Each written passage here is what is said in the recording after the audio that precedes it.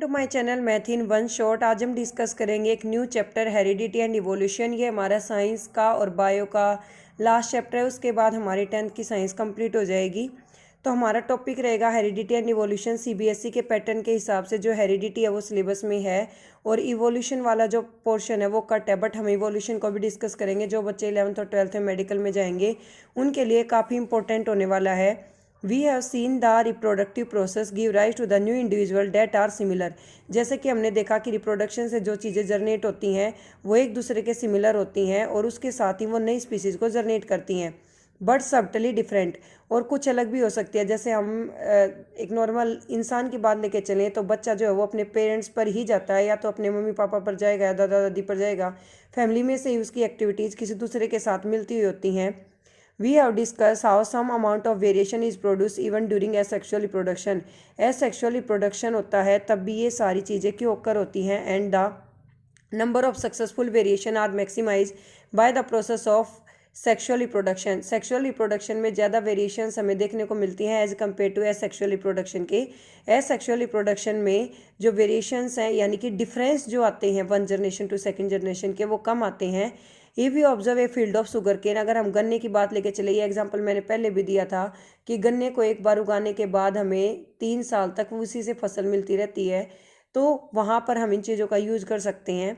We find very little variations among the individual plant, कि उनमें variations कम आ पाती है, but in a number of animal, अगर हम एनिमल्स की बात लेके चले इंक्लूडिंग द ह्यूमन बींग, जिसके अंदर इंसान भी आता है, विच रिप्रोड्यूस सेक्सुअली, जो बाय द सेक्सुअल रिप्रोडक्शन चीज़ों को जनरेट करता है, quick distinct variation are visible among different individual. In this chapter we shall be studying the mechanism of by the variations.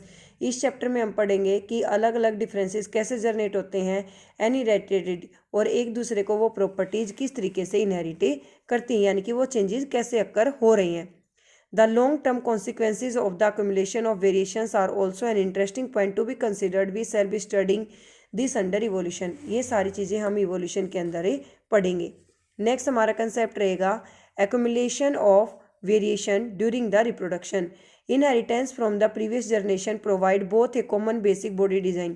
ये एक पर्टिकुलर एक बॉडी डिज़ाइन प्रोवाइड करता है, सबटल चेंज इन इट, और इसके अंदर कुछ चेंजेस होते हैं फॉर द नेक्स्ट जनरेशन, आने वाली पीढ़ी के लिए। Now think about what would happen, सोचिए क्या होगा व्हेन दिस न्यू जनरेशन, अगर यही जनरेशन आगे बढ़ेगी इन इट्स टर्न रिप्रोड्यूस, और आगे रिप्रोडक्शन शो करेगी, the second generation will also have difference, second generation के अंदर भी डिफरेंस आएंगे। They inherited from word first generation as well as the newly created difference. ये फर्स्ट जनरेशन को तो इफेक्ट करेंगे ही करेंगे, उसके साथ सेकंड जनरेशन को भी करेंगे। जैसे हम कहते हैं कि आजकल के बच्चे पता नहीं कैसे पैदा होते हैं, उनकी जो मेंटलिटी लेवल है, उनकी थिंकिंग लेवल है, वो सारी चीज़ें काफ़ी ज़्यादा मैटर करती हैं। Inheritance from the previous generation. Now think about what would happen to the new generation. The second generation will have difference. They inherit from first generation as well as a newly created difference. ये जो figure है ना, यहाँ पर देखो आप paternal और maternal का एग्जाम्पल लेके चलो। पैटर्नल यानी कि पी से पापा, पी से पैटर्नल, जो आपके फादर की फैमिली है। मैटरनल एम से मामा और एम से मतलब मैटरनल है, मम्मी की जो फैमिली है। तो आपके नाना और नानी के कम्बिनेशन से आपकी मम्मी बन गई, दादा और दादी के कम्बिनेशन से पापा बन गए। अब पापा और मम्मी के कम्बिनेशन से आप बने, तो आपके अंदर 2, 4, 6 लोगों की प्रॉपर्टीज़ हैं। तो वो प्रॉपर्टीज़ आपको इनहेरिट कर रही हैं, यानी कि आपके अंदर चेंजेस लेकर आ रही हैं। There would be very minor difference between them generated due to the small inaccuracies in DNA copying. However, if the sexual reproduction is involved, DNA होता है डाईऑक्सी न्यूक्लिक एसिड, जो हमारा न्यूक्लियस के अंदर प्रेजेंट होता है सेल की। Even greater diversities होती हैं कि एक स्पीसीज जो है, ठीक है, जैसे हमें रेप्टाइल्स के लेके चलें, मैमल्स के लेके चलें, तो इस तरीके से वो आपकी डाइवर्सिटीज़ के चेंजेस अक्कर होते हैं। Do all these variations a species have equal chance for surviving in environment in which they find themselves? Obviously not. Depending on the nature of variations, different individuals would have different kind of the advantages. हर किसी की अलग अलग type के advantage हैं। Bacteria date can withstand heat will survive better A heat wave. जैसे कुछ जीव जंतु ऐसे होते हैं, जैसे अगर हमें एक हच की बात करें या हैजिस की बात करें, जैसे कि चिक्स होते हैं, चूजे जो हैं, मुर्गी के बच्चे जो अंडे में से निकलते हैं। मुर्गी क्या करती है, उनके ऊपर बैठकर उनको सेती है यानी कि उनको गर्माहट देती है कि उनके अंदर उनके जो चूजे हैं वो बने और वो प्रिपेयर होकर उस अंडे को ब्रेक डाउन करके बाहर निकलें और एक न्यू जनरेशन की फॉर्मेशन हो। तो इसी तरीके से एक बच्चा जो है, माँ जो है उसको अपनी छाती से लगाकर प्यार दुलार करती है, उसको फीडिंग कराने के बाद, दूध पिलाने के बाद थपकी देती है ताकि उसको अच्छे से डाइजेशन हो जाए। वो सारी चीज़ें एक माँ जो है वो अपनी बॉडी से उसको हीट देती है, एक कनेक्शन होता है जो है पर्टिकुलरली मदर और बेबी के बीच का। Selection of variation by the environmental factor form the basic of the evolutionary process as we will discuss in the later section. Next is heredity. दो क्वेश्चन और डिस्कस कर लेते हैं। If a trait a exist 10% of a population, मान लो एक trait 10% exist करती है सेक्सुअली प्रोड्यूसिंग स्पीसीज और ट्रेट भी 60% है, which trait is likely to arise an earlier. तो वैसी बात है 60% वाली ज़्यादा अराइज करेगी, 10% वाली धीरे धीरे करेगी। सेक्सुअली प्रोडक्शन होता है कि एक ही चीज़ जो है वो अपनी सेम चीज़ों को जनरेट करती है। How does the creation of variation in a species promote survival. जो ट्रांसफर ऑफ डीएनए होता है, सेक्सुअल रिप्रोडक्शन टेक प्लेस किया जाता है, उसी से हमारे चेंजेस आते हैं और इन्हीं चेंजेस की वजह से हमारी वेरिएशंस जो है वो एग्जिस्ट करती हैं और इन्हीं वेरिएशंस के बेस पर आगे की हमारी स्टडी कंटिन्यू रहती है। Next is heredity. The most obvious outcome of the reproductive process still remain the generation of individual of similar design. जैसे कि पापा के 2 हाथ हैं तो बच्चे के भी 2 ही हैं, ठीक है, माँ के 2 आँखें हैं तो बच्चे की भी 2 ही हैं। कुछ एक्सेप्शनल केस होते हैं जिसमें डिफरेंस होता है। The rule of heredity determine the process by which trait characteristics are reliably inherited. Let us take a closer look at these rule. अब इन रूल्स को थोड़ा सा डिस्कस करते हैं। जैसे ये एग्जांपल दे रखा है ईयर वाला।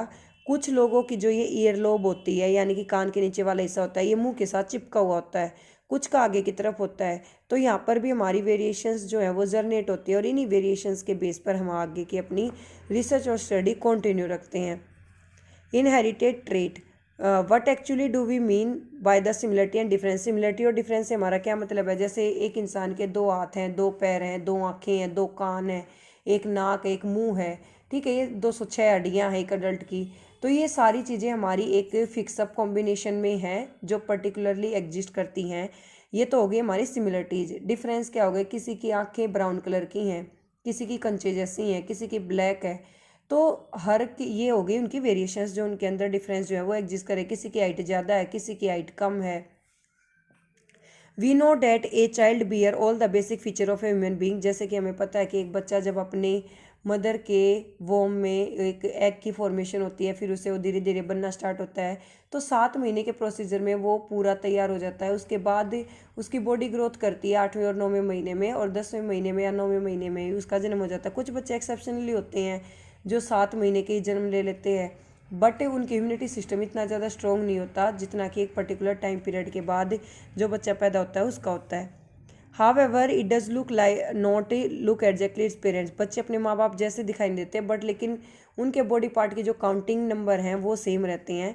And human population so a great deal of variation. Observe the year all the student in the class. अपनी क्लास में हर बच्चे की ईयर लोब को देखिए। Prepare a list of the student having the free and attach ear lobe. देखो, free का तो मतलब है कि वो हटी हुई हो मुंह से, और अटैच का मतलब है कि वो बिल्कुल जुड़ी हुई हो, कान के नीचे कुछ भी लटकता हुआ नहीं होना चाहिए। Skin type. Find out about the ear lobe of the parent of E student. फिर उनके पेरेंट्स के भी ईयर लोब चेक करो कि उनके पेरेंट्स पर तो नहीं गए हैं या बच्चों के अंदर ही डिफरेंसेस आए हैं।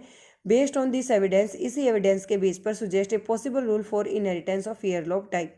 आप एक रूल को यहाँ पर जनरेट कर सकते हैं। जैसे कि मेंडल ने जो अपना एक्सपेरिमेंट किया था, जो हम आगे डिस्कस करेंगे, वो पी प्लांट के ऊपर किया था, और वो भी इसीलिए किया था क्योंकि पी प्लांट की जो लाइफ है वो कम है, जिससे हमें एक फ्रूटफुल रिजल्ट कम एक लेस टाइम में वेरिएशंस मिल सकती हैं। Thank you so much for watching. Like, share and subscribe my channel.